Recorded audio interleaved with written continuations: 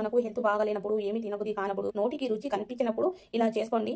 ఫిదా అయిపోతారు. లొట్టలేసుకొని తినేస్తారు. సో గ్రీన్ చిల్లీస్ వేసాను, ఒక ఆనియన్ వేసుకున్నాను, 7-8 టమాటో తీసుకున్నాను, కట్ చేసి వేసుకోండి. కొత్తిమీర కట్ చేసుకొని వేసుకున్నాను, కరివేపాకు వేసుకోండి, ఇంకొంచెం ఉన్న వేసుకోండి, ఫ్రెష్గా వేసాను. ఒక్క గడ్డ మొత్తం వెల్లుల్లి రెబ్బలు వేసుకోండి. దీంట్లోనే ఒక చిన్న టీ స్పూన్తో 1 టీ స్పూన్ జీలకర్ర వేస్తున్నాను. టేస్ట్ అయితే మరీ బాగుంటుంది, మర్చిపోవద్దు. ఇంకో వేసాను, హెల్త్ వరకు చాలా మంచిది. 8 లేదా 9 ఎండు మామిడి బెక్కలు వేసుకోండి కడిగేసి. దీంట్లో నేను 3 స్పూన్ ఆయిల్ వేసుకుంటాను.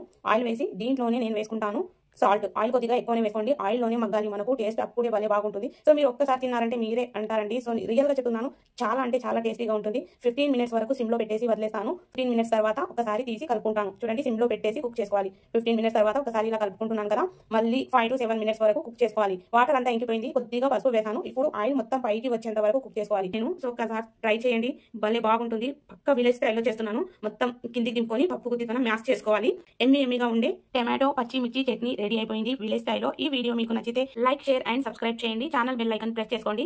ఈ చట్నీతో తినేటప్పుడు ఒక ఆమ్లెట్ ఖచ్చితంగా వేసుకోండి. ఈ చట్నీకి మంచి కాంబినేషన్ ఆమ్లెట్ మాత్రమే. సో